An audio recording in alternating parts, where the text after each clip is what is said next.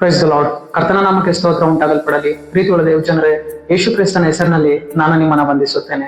ಅಪೊಸ್ತಲರ ಕೃತ್ಯಗಳು 2ನೇ ಅಧ್ಯಾಯ 25ನೇ ವಚನದಲ್ಲಿ ವಾಕ್ಯವು ಈ ರೀತಿಯಾಗಿ ಬರೆಯಲ್ಪಟ್ಟಿದೆ. ನಾನು ಕದಲದಂತೆ ಆತನು ನನ್ನ ಬಲಗಡೆಯಲ್ಲಿಯೇ ಇದ್ದಾನೆ ಎಂದು ವಚನವು ಬರೆಯಲ್ಪಟ್ಟಿದೆ.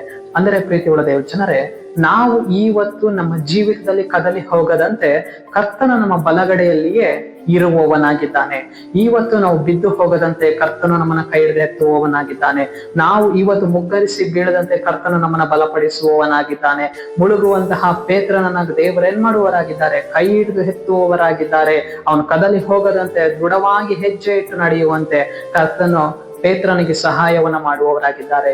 ಇವತ್ತು ಅದೇ ಪ್ರಕಾರವೇ ನಮ್ಮ ಜೀವಿತದಲ್ಲಿಯೂ ಕೂಡ ನಾವು ಕದಲಿ ಹೋಗದಂತೆ ಕರ್ತನು ನಮಗೆ ನೆರಳಾಗಿ ಬಂದು ಕರ್ತನು ನಮ್ಮ ಬಲಗಡೆಯಲ್ಲಿ ಇದ್ದು ನಮಗೆ ಸಹಾಯವನ್ನ ಮಾಡುವವನು ಆತನಾಗಿರುವವನಾಗಿದ್ದಾನೆ. ಪ್ರೀತಿಯುಳ್ಳ ದೇವಚಂದ್ರೆ, ಇವತ್ತು ನಮ್ಮ ಜೀವಿತದಲ್ಲಿ ಅನೇಕ ಪರಿಸ್ಥಿತಿಗಳು ನಮಗೆ ಎದುರಾಗಿ ಬರುವಾಗ ನಾವೇನ್ ಮಾಡುವವರಾಗಿದ್ದೇವೆ ಅಂದರೆ ಕದಲಿ ಹೋಗುವವರಾಗಿದ್ದೇವೆ, ಭಯ ಪಡುವವರಾಗಿದ್ದೇವೆ, ಹೆದರಿಕೆ ಉಳ್ಳವರಾಗಿ ನಡೆದು ಹೋಗುವವರಾಗಿದ್ದೇವೆ.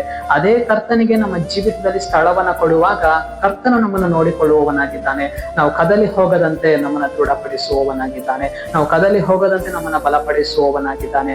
ಮಗನೇ, ಮಗಳೇ, ನೀನ್ ಇವತ್ತು ಯಾವ ವಿಷಯದಲ್ಲಿ ಕದಲಿ ಹೋಗಿದ್ಯಾ, ಯಾವ ವಿಷಯದಲ್ಲಿ ಗಲಿಬಿಲಿ ಒಳಗಾಗಿದ್ಯಾ, ಯಾವ ವಿಷಯದಲ್ಲಿ ಕಳವಳ ಪಡುತ್ತಾ ಇದ್ಯಾ, ಆ ಸಂಗತಿಗಳನ್ನ ಕರ್ತನಿಗೆ ಒಪ್ಪಿಸಿಕೊಡುವಾಗ ಕರ್ತನು ಆ ಸ್ಥಳಗಳಲ್ಲಿ, ಆ ಕಾರ್ಯಗಳಲ್ಲಿ, ಆ ವಿಷಯಗಳಲ್ಲಿ ಕರ್ತನು ನಮ್ಮನ್ನ ಬಲಪಡಿಸುವವನಾಗಿದ್ದಾನೆ, ದೃಢಪಡಿಸುವವನಾಗಿದ್ದಾನೆ.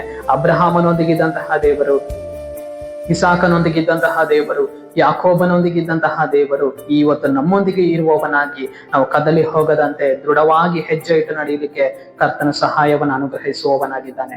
ಸರಿ, ನಾವು ಪ್ರಾರ್ಥಿಸಿಕೊಳ್ಳೋಣ. ಅಪ್ಪ ಕರ್ತನೆ, ನಿನಗೆ ಸ್ತೋತ್ರ ಸ್ವಾಮಿ. ಈ ಮುಂಜಾನೆ ವೇಳೆಯಲ್ಲಿ ದೇವರೇ, ಈ ವಾಕ್ಯ ಭಾಗ ಸಂದೇಶವನ್ನ ನೋಡುವ ಜನಗಳನ್ನ ಸಂಧಿಸು ಕರ್ತನೆ. ನಿನ್ನ ಜನರ ಜೀವಿತದಲ್ಲಿ ನಿನ್ನ ಕಾರ್ಯವನ್ನ ಮಾಡಿ ಅಪ್ಪ, ನಿನ್ನ ಜನರು ಕದಲಿ ಹೋಗದಂತೆ ನಿನ್ನ ಜನರನ್ನ ಬಲಪಡಿಸಿ ದೃಢಪಡಿಸಿ ನಡೆಸುವಂತಹ ನಿನ್ನ ಕೃಪೆಗಳಿಗಾಗಿ ಸ್ತೋತ್ರ. ನಂಜರಿತಿನ ಯೇಸುವಿನ ನಾಮದಲ್ಲಿ ಕರ್ತನೆ, ಆಮೆನ್, ಆಮೆನ್.